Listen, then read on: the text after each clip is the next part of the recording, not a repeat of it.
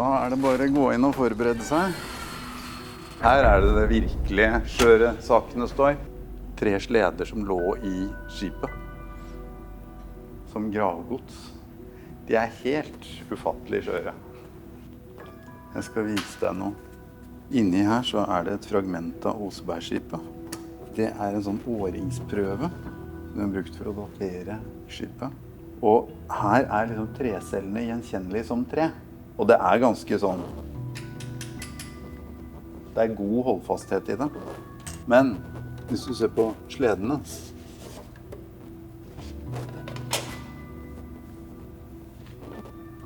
Altså, det jo et stykke her, men det bare altså, veldig, veldig skjøre saker. Osebergskipet skriver seg fra rundt år 820. Det altså 1200 år gammelt trevirke. Men utgravningen ble gjennomført svært etterrettelig, og arkeolog Gabriel Gustavsson gjorde et enestående arbeid med å bevare det fragmenterte skipet. Men nå, drøyt 100 år etter den møysommelige restaureringen, ser vi behovet for nye bevaringsstrategier for å ta vare på skipet for fremtiden. Står det resten av flyttelaget her borte? Altså det jo et veldig sånn tverrfaglig miljø som har gjort veldig mye av de tekniske løsningene. Og for å fastsette grenseverdier og sånn for disse gjenstandene, så det jo en god del metoder vi har utviklet som nybrottsarbeid innenfor dette feltet da. Det jo en belastning for skipet å flytte, og vi vil ikke påføre skipet ytterligere laster ved noen sånn klimapåvirkning underveis i flyttet. Og da har vi justert inn det nye bygget helt eksakt inn til det gamle bygget før vi åpner. Og den nye skipsbasen har jeg jobbet med mye nå gjennom det siste året. Det en veldig tung, stor betongkonstruksjon som atskilt fra publikumsgulvet, sånn at vi ikke overfører vibrasjoner til skipet. Men nå setter vi ned skipet på noen søyler som står på fundamenten i kjelleren. Og da det disse 4 punktene vi har her sånn, som vi skal sikte oss inn på.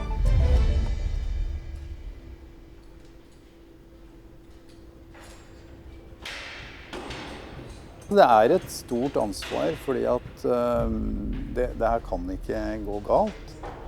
Akkurat i sånne avløftssituasjoner så skjer det også ting med riggen. Det jo en rigg som veier 50 tonn, og selv ørsmå endringer i denne stålkonstruksjonen, det overføres til skipet som kan gi bruddskader. Ja, og så starter vi.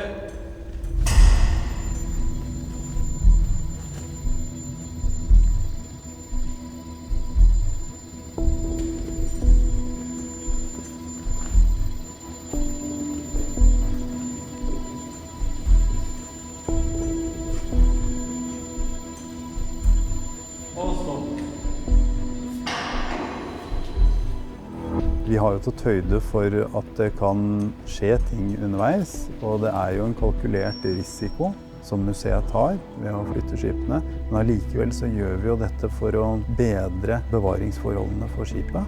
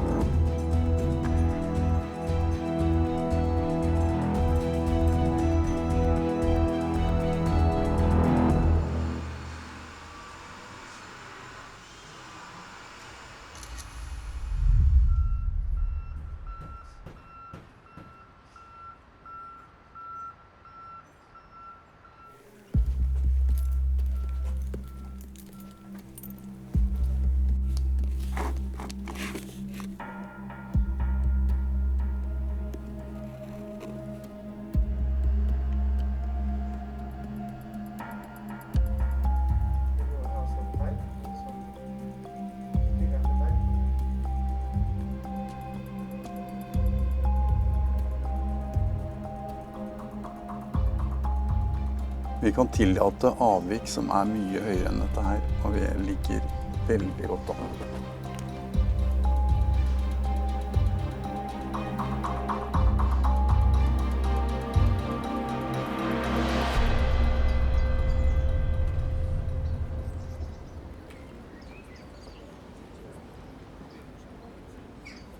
27. september i 1926 så ble Osebergskipet flyttet til Bygdøy.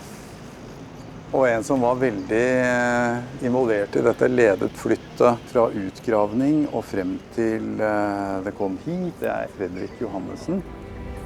Og det ble rapportert at det var en skingrende lyd som var startskuddet på flyttet av Oseberg fra Fredrik Johannessens fløyte.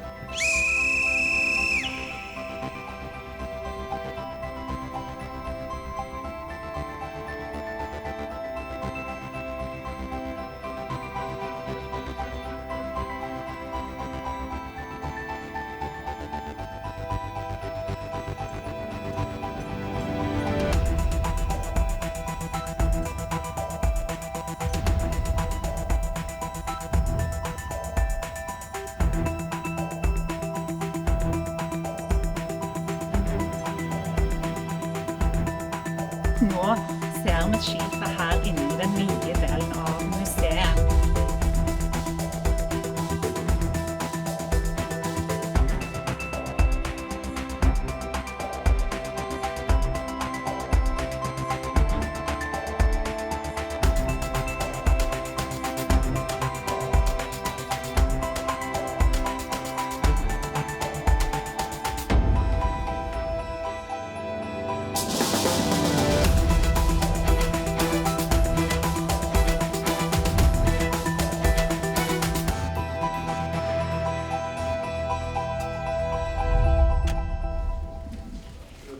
Da har vi landet i dag.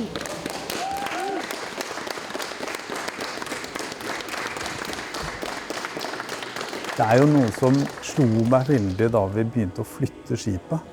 At det ble tomt der det har stått nå i 100 år. Det skal bli inngangsparti til det nye museet. Men så var det også veldig flott å se det komme inn i det nye museet. Det får en veldig fin posisjon. Man kan gå rundt skipet ned, man kan se skipet ovenfra og ned. Muligheter som man ikke hadde da i det gamle bygget, så det har fått en veldig flott plassering nå.